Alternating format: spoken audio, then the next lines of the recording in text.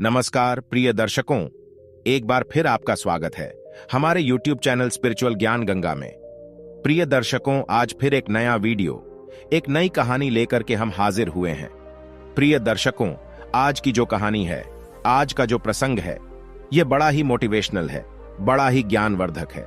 प्रिय दर्शकों, एक बार गाय माता मनुष्य के कल्याण के लिए भगवान शिव के पास जाती है और भगवान शिव से कहती है, हे भगवान, दुखों का अंत कैसे किया जा सकता है। गाय कहती है, हे भगवान, आपसे भला अच्छा कौन बता सकता है, इसलिए आप ही आज बताइए कि दुखों का अंत कैसे किया जाए। फिर भगवान शिव कहते हैं, हे गाय, आज मैं कथा सुनाने जा रहा हूं, कृपया इसे ध्यान से सुने। अगर आप यह कहानी सुन रहे हैं तो पूरा सुनिए। इस कथा को आधा अधूरा छोड़कर जाने की गलती मत करिएगा, क्योंकि इस पवित्र कथा को पूरा सुनने से मनचाहा फल की प्राप्ति होगी। इसलिए इस कथा को पूरा सुने।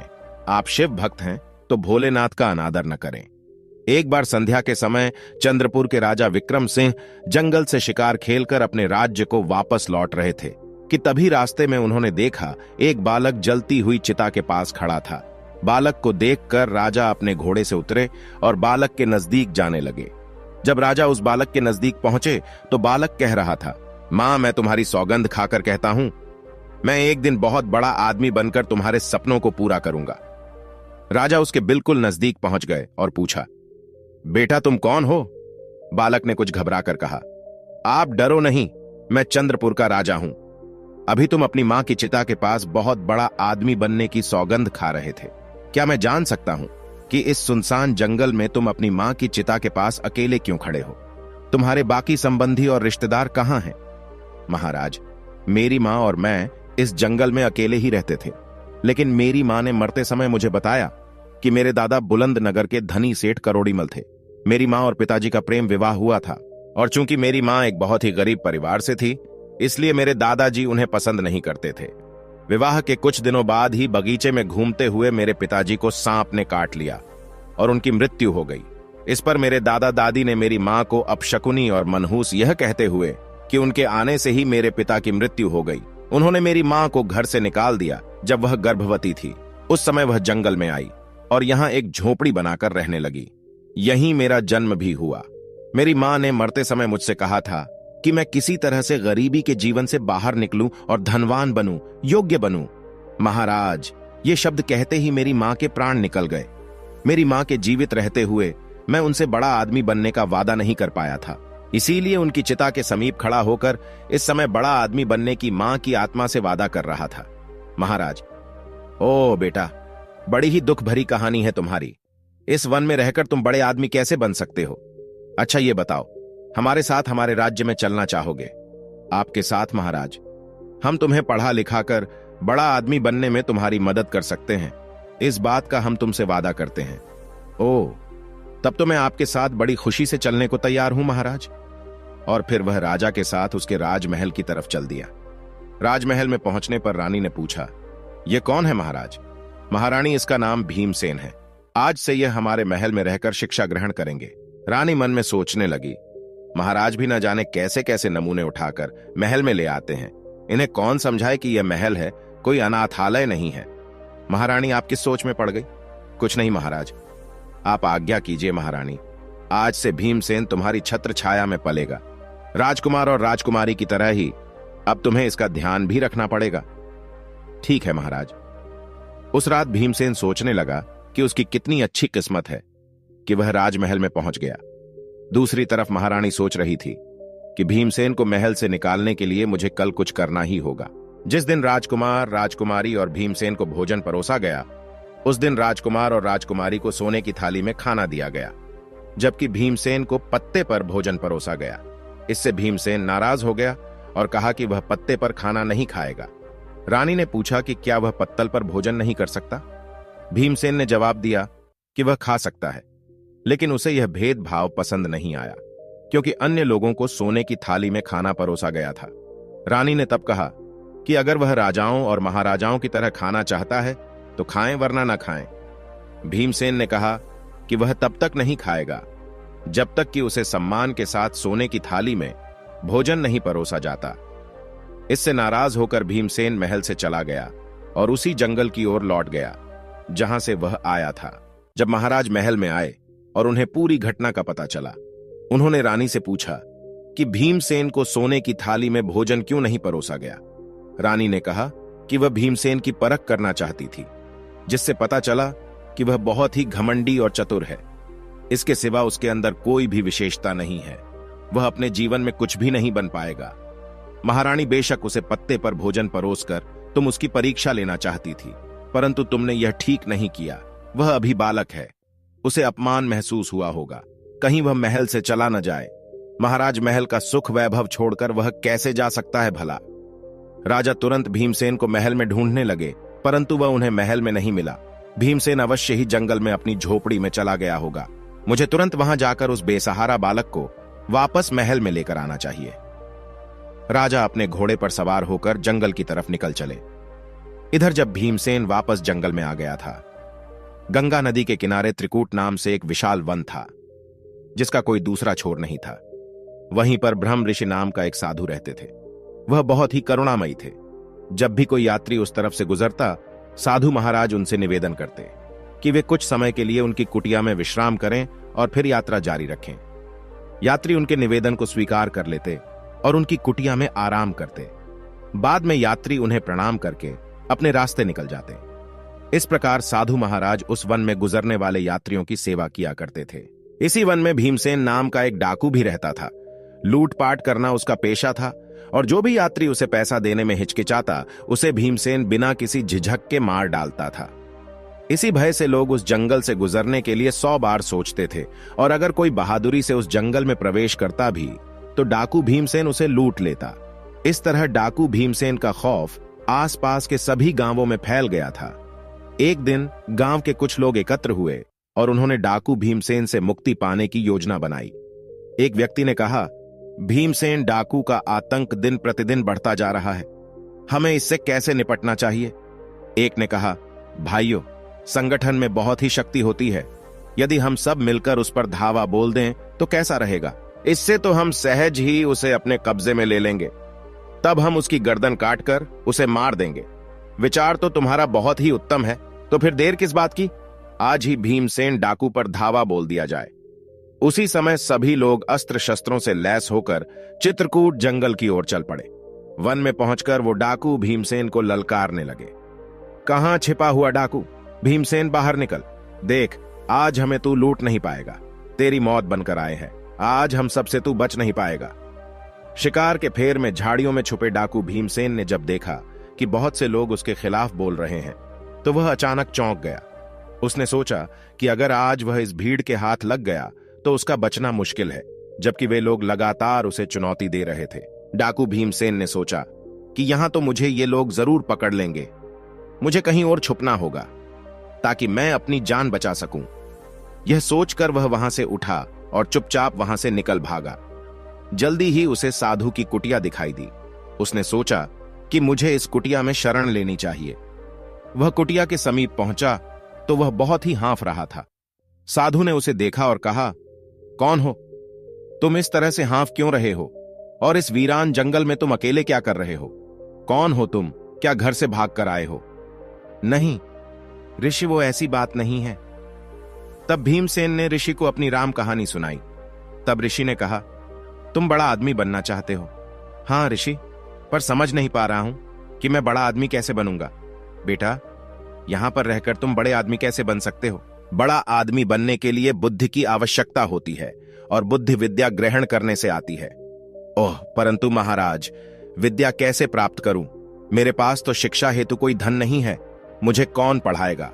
ऋषिवर ने कहा, बेटा, यदि तुम सच्चे दिल से शिक्षा प्राप्त करना चाहते हो तो मेरे आश्रम में रहकर तुम विद्या प्राप्त कर सकते हो। फिर भीमसेन ने किसी तरह से अपनी उखड़ी हुई सांसों पर काबू पाया और कहा, साधु बाबा, कुछ लोग मेरी हत्या करने के लिए वन में मुझे खोज रहे हैं। उनसे मेरी रक्षा कीजिए। जा, तू अंदर कुटिया में जाकर छिप जा। भीमसेन ने ऐसा ही किया और कुटिया के अंदर जाकर छिप गया। तभी भीमसेन को खोजते हुए लोगों की भीड़ कुटिया के पास आ पहुंची और साधु महात्मा से पूछने लगी, बाबा, क्या आपने यहां से किसी आदमी को गुजरते हुए देखा है? बाबा ने कहा, आप लोग किस आदमी की बात कर रहे हो? हम भीमसेन डाकू की बात कर रहे हैं साधु बाबा। उसने मासूम और निहत्थे लोगों को लूटकर बहुत सताया है वह अपना खजाना भरता है और मौका मिलने पर लोगों की हत्या भी कर देता है। आज हम उसे मारने आए हैं। साधु बाबा ने कहा, क्या तुम भीमसेन को मारोगे? वह तो पहले ही गंगा नदी में डूबकर मर चुका है। साधु बाबा, तुम क्या कह रहे हो? भीमसेन डाकू मर चुका है। हाँ भाइयों, मेरे कहे पर विश्वास करो और अपने घर वापस लौट जाओ। भीमसेन कुटिया के अंदर छिपा खिड़की से यह सब देख रहा था और सोच रहा था कि आज साधु बाबा की वजह से उसकी जान बच गई। लोग साधु बाबा का बहुत आदर करते थे। उसकी बातों पर विश्वास करके वे वहां से लौट गए। जब लोग चले गए तो डाकू कुटिया से बाहर आया और साधु बाबा से पूछने लगा, साधु बाबा, आपने मेरे बारे में उन लोगों से झूठ क्यों बोला? मैंने उनसे क्या झूठ बोला था भीमसेन? तुम्हारे अंदर का डाकू मर चुका था, इसलिए तुम डरकर मेरी मदद मांगने आए थे। साधु बाबा, आपकी बात सच है। साधु बाबा फिर कहने लगे, उनसे धन लूटकर तुम अपना लोक और परलोक बिगाड़ रहे हो। इतना सब कुछ करने पर भी क्या तुम्हारे मन को शांति है? तुम निडर होकर अन्य लोगों की तरह जीवन गुजार सकते हो? नहीं, हर समय तुम्हें यही डर बना रहता है कि कहीं कोई तुम्हें मार न दे। बोलो, सत्य है ना? हाँ साधु बाबा। फिर कुछ सोचकर भीमसेन डाकू ने साधु बाबा से कहा, साधु महाराज, आपकी बातों ने मेरी आंखें खोल दी हैं। मैं भी अन्य लोगों की तरह निडर होकर जीना चाहता हूं। आप मुझे कोई ऐसा उपाय बताइए जिसको करने से लोग मुझे भी आपकी तरह आदर सम्मान से देखें। मैं वचन देता हूं कि आप मुझसे जो भी काम करने को कहेंगे मैं उसे करूंगा। ऐसा है तब आप मेरे पीछे पीछे। तब साधु बाबा एक पर्वत की ओर चल दिए और भीमसेन उनके पीछे पीछे था। पर्वत की तलहटी में पहुंचने पर साधु महाराज ने कहा, भीमसेन, इन 2 पत्थरों को अपने सिर पर उठाकर पहाड़ पर मेरे पीछे पीछे चलो। अच्छा साधु बाबा। भीमसेन ने ऐसा ही किया और उसने दोनों पत्थर उठा लिए और अपने सिर पर रखकर साधु बाबा के पीछे पीछे चलने लगा। कुछ ही कदम चलने पर वह थकने लगा। तब साधु महाराज ने पूछा, क्या हुआ? भीमसेन ने कहा, साधु बाबा, ये पत्थर बहुत भारी हैं। साधु ने कहा, अच्छा, एक पत्थर फेंक दो। भीमसेन ने तुरंत एक पत्थर फेंक दिया और फिर से साधु के पीछे चलने लगा। कुछ दूर जाने पर भीमसेन ने कहा, साधु बाबा, यह अकेला पत्थर भी कम भारी नहीं है, अब मैं चढ़ाई नहीं कर सकता। साधु ने कहा, ठीक है, इसे भी नीचे फेंक दो और मेरे पीछे आओ। भीमसेन ने दूसरा पत्थर भी फेंक दिया और साधु के पीछे पहाड़ पर चढ़ने लगा। अब वह आसानी से पहाड़ की चोटी पर पहुंच गया। वहां पहुंचकर भीमसेन ने कहा, साधु बाबा, आप मुझे यहां पर क्यों लाए हैं? साधु बाबा ने कहा, तुम्हें एक शिक्षा देने के लिए। देखो, अब तक तुम्हारे सिर पर लूटमार और हत्यारोपी 2 भारी पत्थरों का बोझ था जो तुम्हें जनप्रिय रूपी पहाड़ पर चढ़ने नहीं देता था। इसीलिए तुम एक काम करो, आज से तुम लूटमार और हत्याएं करना बंद कर दो। जिन लोगों का धन तुमने आज तक लूटा है उन्हें वापस कर दो। तब जाकर तुम भी सब लोगों के प्रिय बन जाओगे। तभी सब जगह भले आदमी के रूप में तुम पहचाने जाओगे। ठीक है साधु बाबा, मैं ऐसा ही करूंगा। लेकिन मुझे यह पता नहीं था कि जिन लोगों से मैंने धन चुराया था वे कौन थे और कहां के निवासी थे। फिर साधु बाबा कहते हैं, इसलिए तुम यह करो कि चुराया हुआ धन गरीबों और भिखारियों में बांट दो। ठीक है साधु बाबा, मैं ऐसा ही करूंगा। भीमसेन ने ऐसा ही किया और भेष बदलकर शहर में गया और अपने साथ लाए गए सारे धन को गरीबों और जरूरतमंदों में बांट दिया। धन बांटने के बाद भीमसेन वापस वन में साधु बाबा के पास आया। साधु बाबा, मुझे अपनी शरण में ले लो। मैंने अब तक कोई भी अच्छी बात नहीं सीखी है। मुझे अच्छी ज्ञान भरी बातें सिखाकर मेरे जन्म को सार्थक बना दो। साधु बाबा ने उसे अपना शिष्य बना लिया और कहा, भीमसेन, जहां तक हो सके हमेशा दूसरों की मदद करो, दूसरों की सहायता करो। यही मानवता की सच्ची सेवा है और यही भगवान की सेवा है। भीमसेन ने सच्चे दिल से साधु बाबा की सेवा की और साधु बाबा के सानिध्य में 5 वर्ष बिताए। इसी बीच साधु बाबा की कृपा से वह अत्यंत ही बुद्धिमान और सच्चे चरित्र वाला बन चुका था।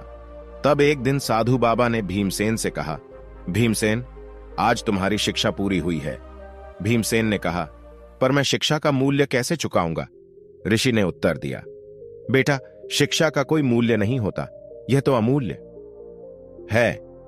भीमसेन ऋषि के साथ वहां रहकर उसने शिक्षा प्रारंभ की। साथ ही वह आश्रम के कामों में ऋषिवर की मदद भी करता था।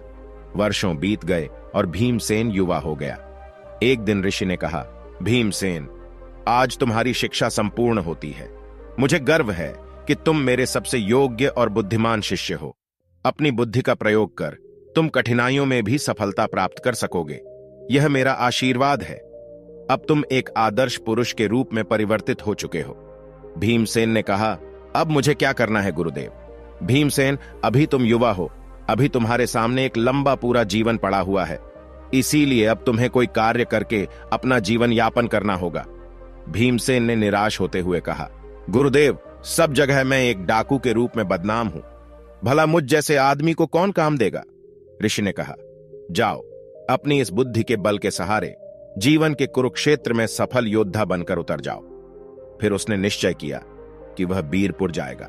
बीरपुर वही राज्य था जहां के राजा ने एक बार बचपन के समय में भीमसेन को आश्रय दिया था, परंतु उसकी रानी ने अपमानित करके भीमसेन को निकाल दिया था। जब भीमसेन बीरपुर में पहुंचा तब उसे मालूम हुआ कि वहां के मंत्री की आकस्मिक मृत्यु हो चुकी है और इसीलिए मंत्री का पद खाली पड़ा था। राजमहल की राज्यसभा में आज मंत्री के खाली पड़े पद पर योग्य उम्मीदवार का चुनाव करना था। भीमसेन भी उस समय राजा के दरबार में पहुंच गया और वहां पर जो कुछ भी घटित हो रहा था उसे भीमसेन बड़े ही ध्यान से देखने लगा। उस समय राजा अपने सिंहासन पर बैठे थे और उनके सेनापति ने कहा, महाराज, मंत्री की आकस्मिक मृत्यु से मंत्री का पद रिक्त हो गया है। यह पद ज्यादा दिनों तक खाली नहीं रखना चाहिए। राजा ने कहा, सेनापति जी, आप बिल्कुल ठीक कह रहे हैं। आज तक जो परंपरा चली आ रही है उसी के अनुसार मंत्री के पुत्र सारंग को मंत्री का पद सौंपा जाएगा। सेनापति ने कहा, पर क्या सारंग इस पद के लायक है? राजा कहते हैं, चाहे लायक हो या ना हो, राजकीय परंपरा के अनुसार यह पद उसे ही सौंपा जाएगा। हम अब दरबार में इसकी घोषणा करेंगे। इतने में भीमसेन आगे बढ़ा और बोला, महाराज, समय के साथ पुरानी परंपराओं को बदल देना ही समझदारी है। तब एक युवक ने कहा, मेरा नाम किशोर है महाराज, और मैं मंत्री पद के लिए अपना नाम पेश करना चाहता हूं। भीमसेन ने अपना नाम किशोर बताया ताकि राजा विक्रम सिंह उसे पहचान न पाए। बहुत सालों के बाद राजा विक्रम सिंह बूढ़े हो चुके थे। फिर भीमसेन ने कहा, महाराज, आप जैसे चाहें उसी प्रकार मेरी परीक्षा ले सकते हैं।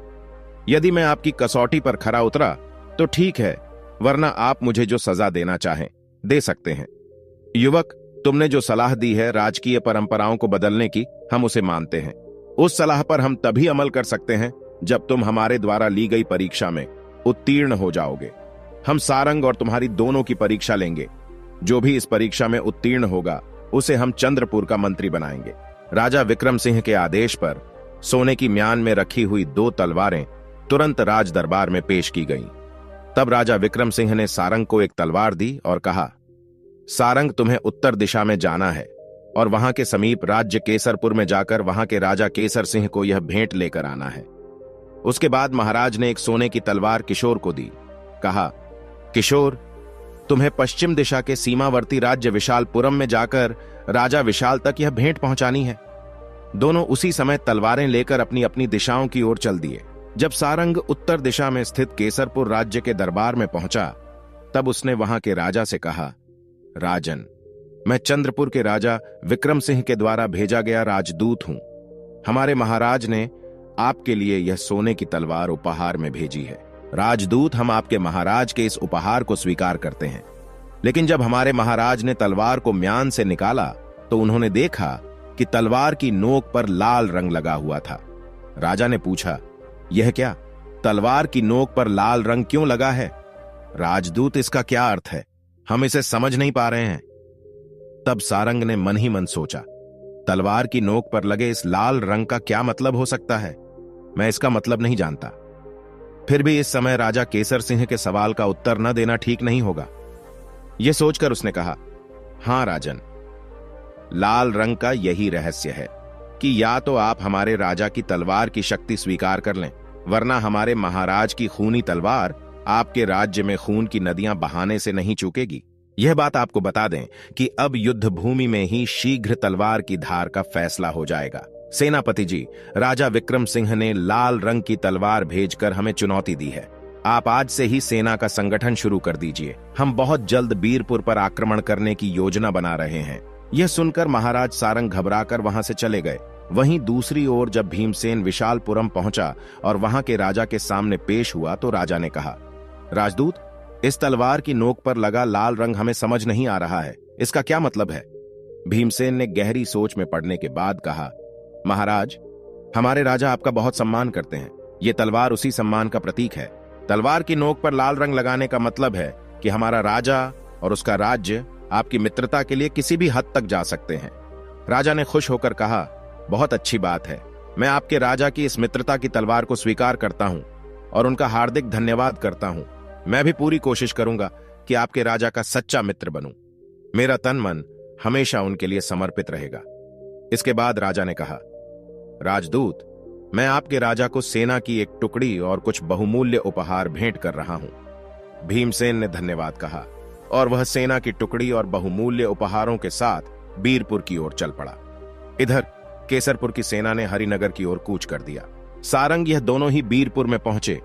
तब राजा ने कहा, कहो सारंग, केसरपुर के राजा ने तुमसे क्या कहा? तलवार की नोक पर लगे हुए लाल रंग का तुमने उन्हें क्या अर्थ बतलाई? तब सारंग ने सारी बात उन्हें विस्तार से बता दी। ओह सारंग, यह तुम क्या कह रहे हो? केसर सिंह शीघ्र ही हमारे राज्य पर आक्रमण करने वाला है। जी महाराज। उसी समय एक गुप्तचर आया। महाराज, केसरपुर की विशाल सेना बीरपुर की तरफ बढ़े चले आ रही है। ओह, अब क्या होगा? इतनी शीघ्र तो हम अपनी सेना को संगठित भी नहीं कर सकते। तब वहां पर मौजूद भीमसेन ने कहा, महाराज, घबराइए नहीं।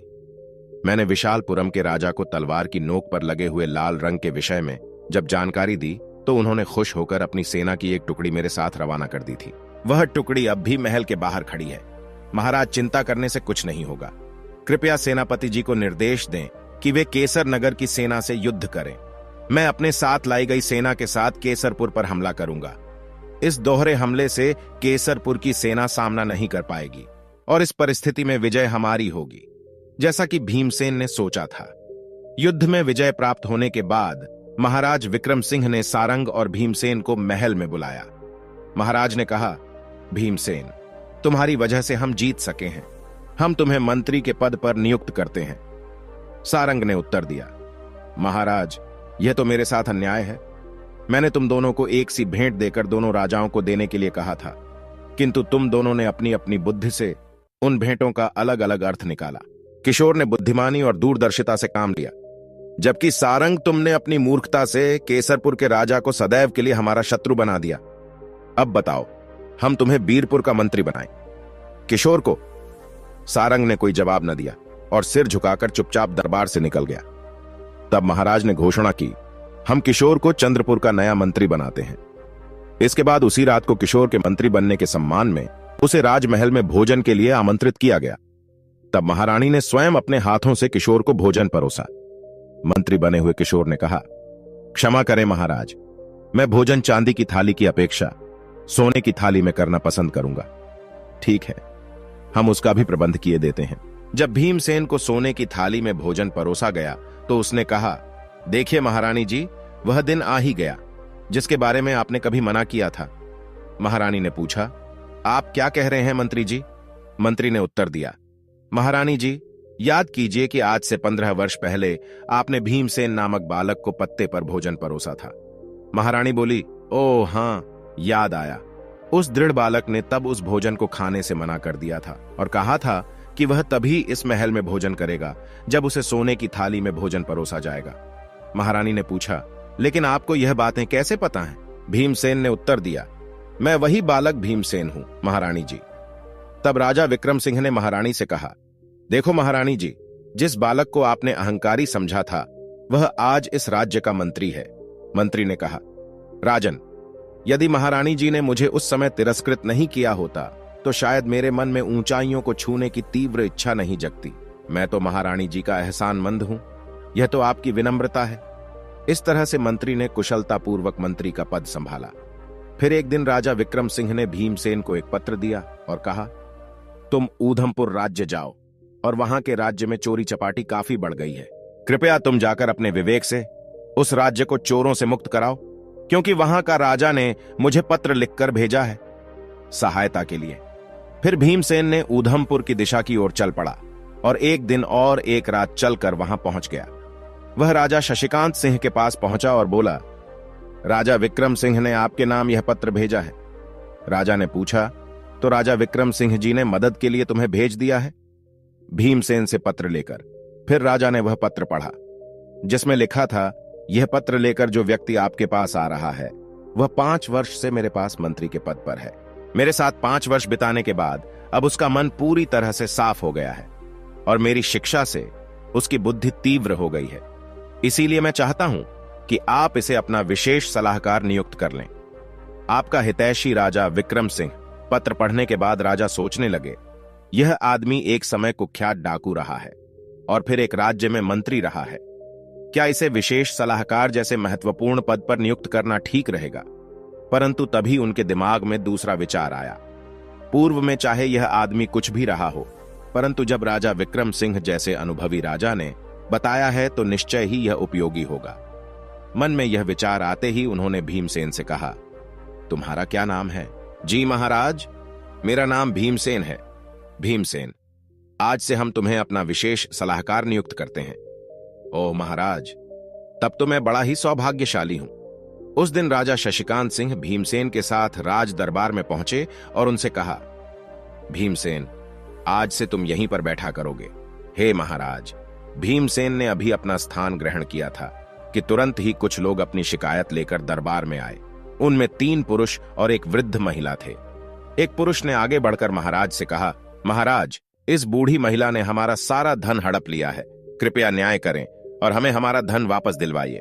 महाराज ने कहा, पहले हमें सभी विवरण बताओ, तब हम कोई निर्णय ले पाएंगे। इस पर वृद्ध महिला ने आगे बढ़कर कहा, महाराज, ये तीनों झूठ बोल रहे हैं। मैं शुरू से ही आपको पूरी बात बताऊंगी। और उसने अपनी कहानी सुनाना शुरू किया। महाराज, ये 4 व्यापारी आपके राज्य में व्यापार करने आए थे और यहां उन्होंने भारी मुनाफा कमाया, जिससे उनके पास काफी धन इकट्ठा हो गया। फिर बुढ़िया ने कहानी सुनाते हुए बताया कि एक दिन ये 4 लोग अपना संपूर्ण धन लेकर उसके पास आए।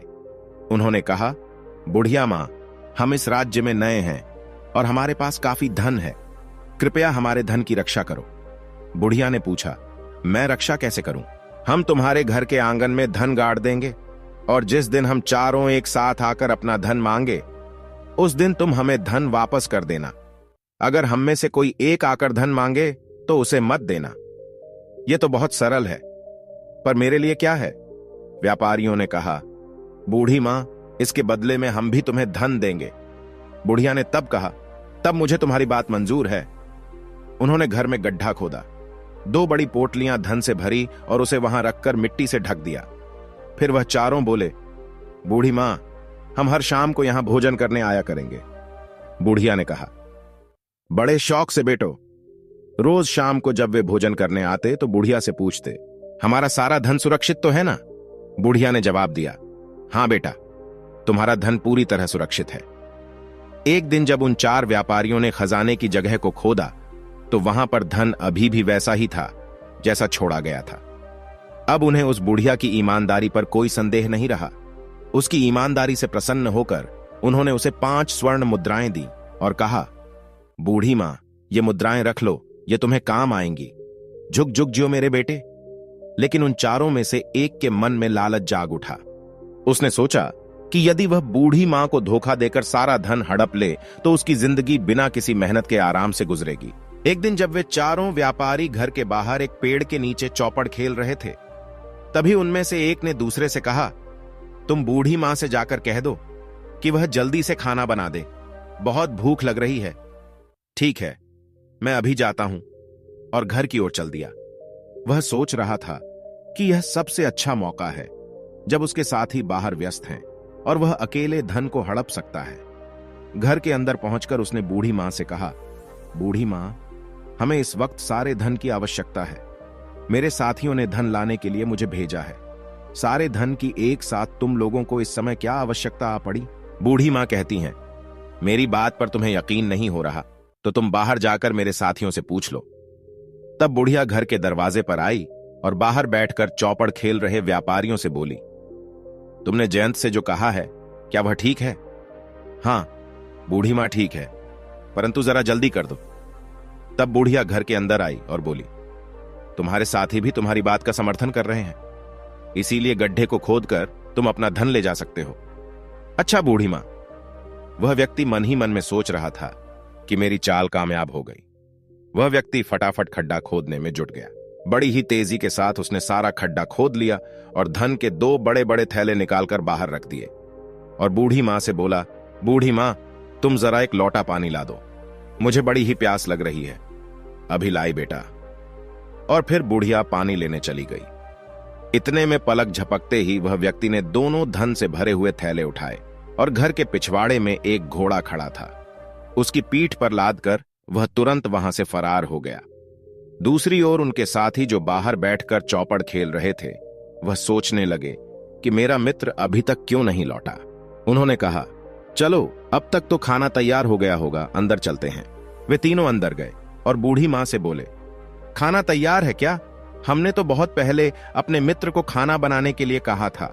बुढ़िया ने कहा, उसने मुझसे कुछ नहीं कहा, वह व्यक्ति तो सारा धन लेकर तुम्हारे पास गया है। जब तीनों व्यापारी यह सुनते हैं तो सदमे में पड़ जाते हैं और कहता है, लेकिन तुमने उसे अकेले सारा धन क्यों सौंपा? मैं दरवाजे पर आई थी और तुमने कहा था कि जल्दी करो। हमने तो सिर्फ खाना जल्दी बनाने को कहा था। क्या तुम्हारे मित्र ने तुम्हें धोखा दिया है? फिर बुढ़िया ने अपनी कहानी पूरी करते हुए कहा, महाराज, यही है सारी कहानी। बताइए, इस घटना में मेरा क्या दोष है? फिर तीनों व्यापारी कहता है, वो बुढ़िया झूठ बोल रही है। अवश्य ही इसे इस बात का पता है कि मेरा मित्र धन लेकर कहां पर गया है। महाराज, हम सब पर दया करें, इससे हमारा सारा धन वापस दिलवाने की कृपा करें। महाराज सोचने लगे, ओह, बड़ा ही विचित्र झगड़ा है कि कैसे इन लोगों का निपटारा करूं। क्यों न भीमसेन से इस झगड़े का निपटारा करने के लिए कहूं। इस प्रकार भीमसेन के विवेक की परीक्षा भी हो जाएगी। यह सोचकर उन्होंने भीमसेन से कहा, भीमसेन, क्या तुम इन लोगों के झगड़े का निपटारा कर सकते हो? अवश्य महाराज, यदि आपकी आज्ञा हो तो। भीमसेन ने बूढ़ी औरत से पूछा, बूढ़ी मां, जब चारों व्यापारी तुम्हारे पास धन रखने के लिए आए थे तो उन्होंने तुमसे क्या कहा था? जी, इन्होंने कहा था कि यह सारा धन हम तुम्हारे आंगन में गाड़ जाएंगे। जब हम चारों एक साथ आएंगे तभी उस धन को देना, किसी एक के मांगने पर मत देना। क्यों भाइयों? बूढ़ी मां ने जो कुछ कहा, क्या वह सच है? तुम्हें क्या कुछ कहना है? हमें कुछ नहीं कहना श्रीमान। बूढ़ी मां ने आपको जो कुछ बताया है वह सत्य है, लेकिन इसने हम तीनों से पूछे बिना ही हमारे चौथे साथी को सारा धन दे दिया। यही हमारी शिकायत है। तुम लोगों ने बूढ़ी मां से कहा था कि चारों के एक साथ आकर मांगने पर ही धन देना, अन्यथा नहीं देना। हाँ, यही सच है। उसी तरह जब तुम सब आकर बूढ़ी मां से पैसे मांगो तभी उसे तुम्हें पैसे देने हैं, अन्यथा नहीं। हाँ महोदय, फिर आप यहां बूढ़ी मां की शिकायत क्यों लेकर आए हैं? अपने चौथे साथी को साथ लेकर आओ और तब सभी मिलकर उससे अपने पैसे मांगो। यदि उस समय बूढ़ी मां पैसे नहीं लौट आती है तब उसे दोषी माना जाएगा। तीनों व्यापारी इस बात पर विचार करने लगे। यह व्यक्ति ने बड़ी चालाकी से हमें हमारे ही शब्दों के जाल में फंसा दिया। तब बूढ़ी औरत ने कहा, बेटे, तुमने सही फैसला लिया है, तुम लंबी उम्र पाओ। जब व्यापारी सिर झुकाकर वहां से जाने लगे तब भीमसेन ने कहा, रुको, मुझे तुम तीनों पर शक हो रहा है। क्या कोई अपनी मेहनत से कमाई हुई धनराशि किसी अजनबी के घर में छुपा आएगा? धन की सुरक्षा के और भी उपाय होते हैं। सच सच बताओ, तुम्हें यह धन कहां से मिला? महाराज, हमने व्यापार से यह धन कमाया है, यही सच है। वे बोले, सच बताओ, वरना मैं तुम्हारी खाल में भूसा भरवा दूंगा। भीमसेन से कहा, नहीं महाराज, हम सच कह रहे हैं। वे बोले। भीमसेन ने फिर कहा, जल्लादों को बुलवाओ, वे ही इनसे सच उगलवा आएंगे। नहीं, जल्लादों को मत बुलवाओ, हम सच बताते हैं। तो बताओ सच क्या है? सच ये है कि हम चारों साथियों का एक चोरों का गिरोह था और जो धन हमारा चौथा साथी लेकर फरार है वह धन भी चोरी से ही इकट्ठा किया हुआ था। महाराज ने कहा, ओह, तो तुम लोग चोर हो? जी महाराज। महाराज ने तुरंत आदेश दिया कि इन तीनों को कारागार में डाल दिया जाए और उस बूढ़ी औरत को पूरी इज्जत के साथ राजमहल से विदा कर दिया गया। महाराज ने भीमसेन से कहा, भीमसेन, तुम परीक्षा में खरे उतरे। तुम्हें हमने अपना विशेष सलाहकार बनाकर उचित किया है। हमें इस फैसले पर सदैव गर्व रहेगा। उस दिन के बाद से राजा शशिकांत सिंह भीमसेन से सलाह लेकर ही अपना प्रत्येक कार्य करते थे। फिर भीमसेन जो डाकू था, अब वह दुनिया का सबसे बुद्धिजीवी कहलाने लगा। इतना कहकर भगवान शिव अपना कथा समाप्त करते हैं। प्रिय दर्शकों, हमारी आज की कहानी यहां समाप्त होती है। हम उम्मीद करते हैं कि आपको हमारी आज की यह कहानी, आज का यह वीडियो पसंद आया होगा और आप इससे ढेर सारी प्रेरणा लेंगे। मिलते हैं अगली ज्ञान चर्चा के साथ अगले वीडियो में। तब तक के लिए नमस्कार, धन्यवाद।